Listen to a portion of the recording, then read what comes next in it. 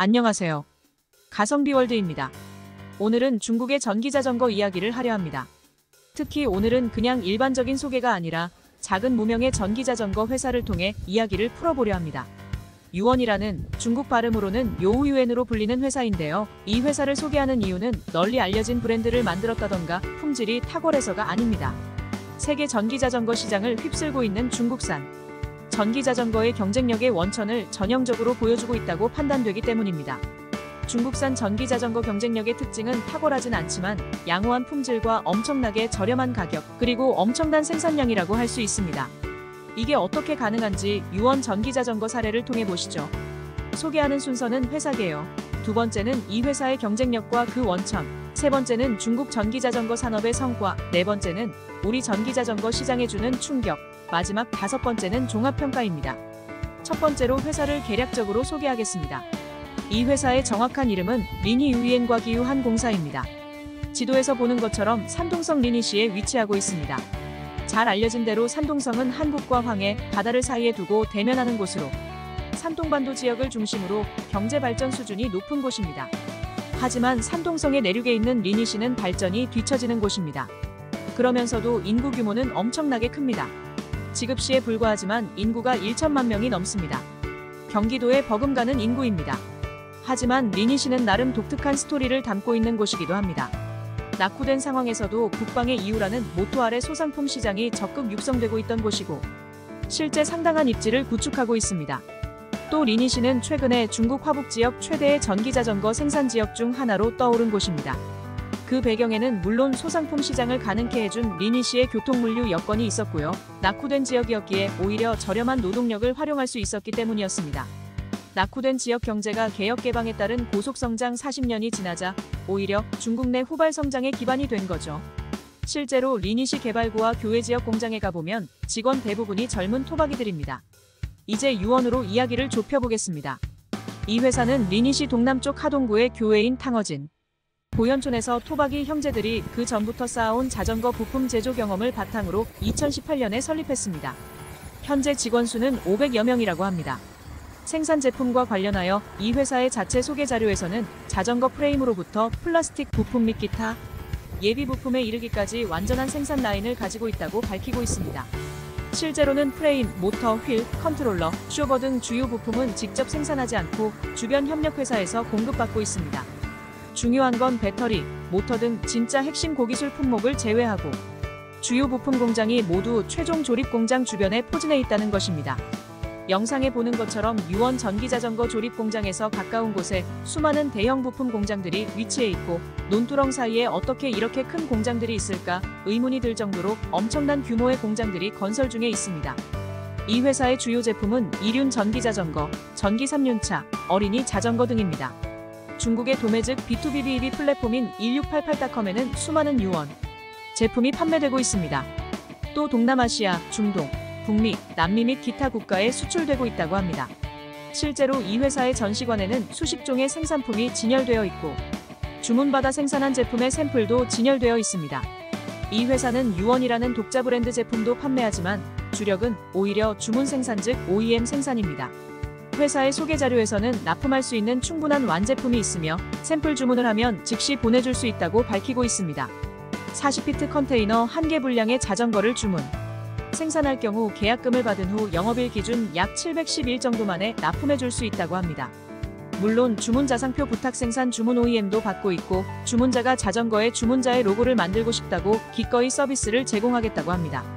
내친 김에 두 번째로 이 회사의 특징이자 경쟁력을 살펴보겠습니다. 얼핏 보면 별거 아닌 것 같지만 중국 전체 혹은 지역 수준에서 어떻게 경쟁력이 형성되고 발휘되는지를 잘 알 수 있습니다. 우선 품질입니다. 사실 이 회사가 만드는 전기자전거의 품질은 다양합니다. 제품 전시장에는 왼쪽 입구 쪽부터 저가형, 중가형, 고가형 순으로 진열되어 있고 중간에는 한국이나 아프리카 등지에서 받았던 OEM 주문 생산 제품이 진열되어 있습니다. 왼쪽에는 여러 모델의 전기 3륜차가 진열되어 있고요.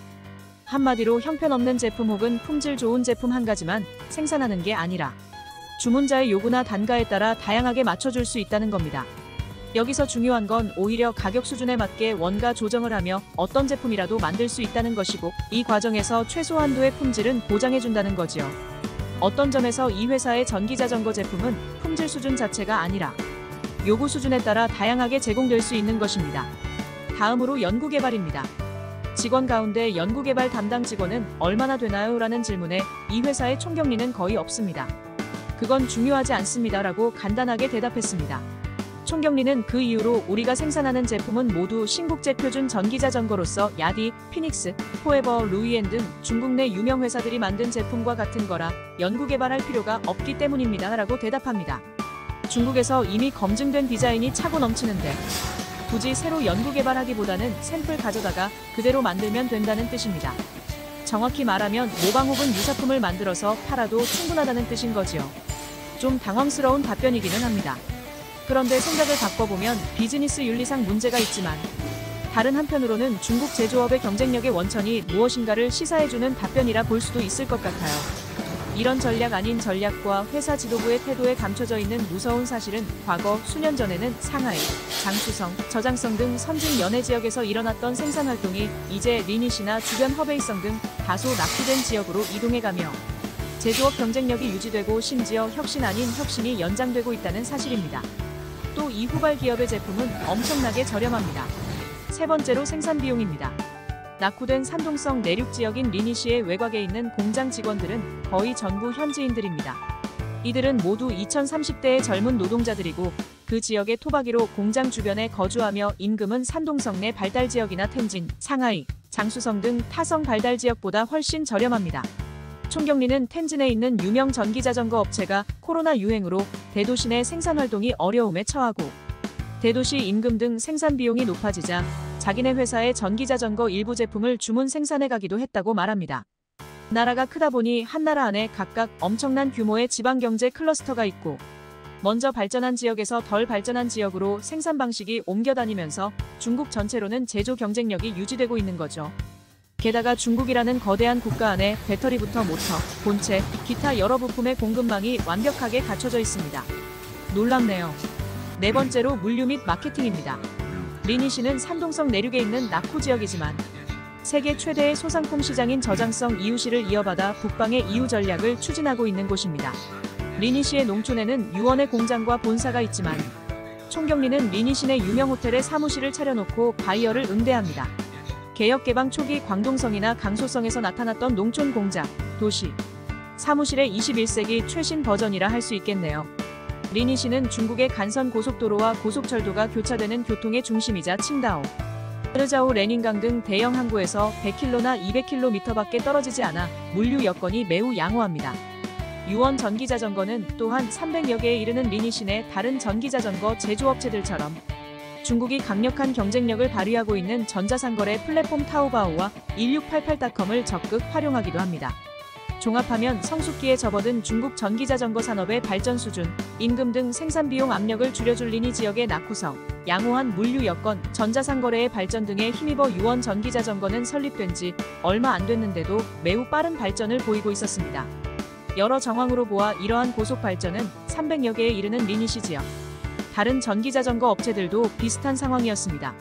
리니시 농촌에서는 지금도 상상 초월의 대규모 전기자전거 부품 공장이 끊임없이 세워지고 있습니다.